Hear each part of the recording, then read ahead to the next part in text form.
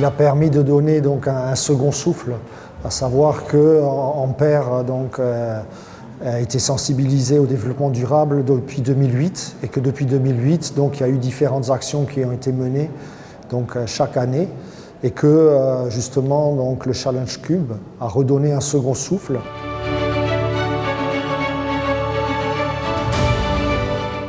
Le projet CUBES fonctionne, je pense, beaucoup mieux dans les lycées où il y a de l'électronique, de l'automatisme, parce que nous, notre référentiel, elle a été réécrit récemment.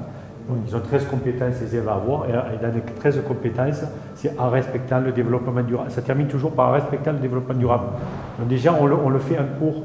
Donc ils sont déjà, aujourd'hui, quand ils vont en stage, on les évalue là-dessus. Donc c'est vrai que c'était un terrain propice à CUBES, c'était évident. Quoi. Après, il y a aussi le fait que c'est un lycée professionnel et que de ce côté-là, donc, les collègues travaillent beaucoup en équipe et que, je veux dire, sur cette classe de terminale, donc MELEC aussi, il y a toujours eu cette recherche de projet pour arriver à tirer l'élève, à donc lui permettre de se sublimer.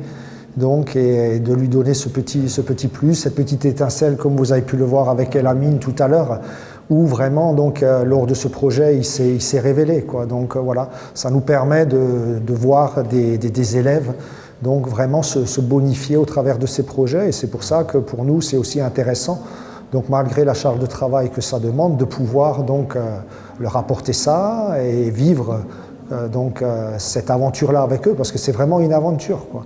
Donc ça nous a fait rêver et ils nous ont fait rêver aussi.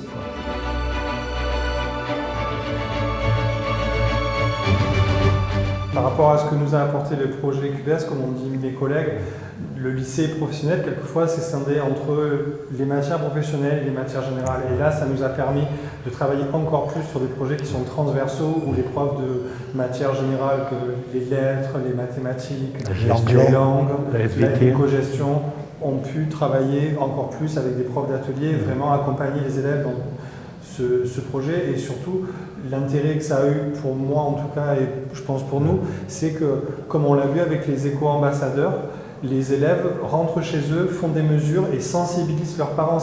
Pour la première fois, c'est les élèves qui apprennent quelque chose à leurs parents et à leur famille et qui peuvent leur permettre de corriger des pratiques de modifier des pratiques qui ne sont pas les bonnes, quoi, et de leur faire réaliser qu'ils peuvent faire des économies sans beaucoup d'efforts.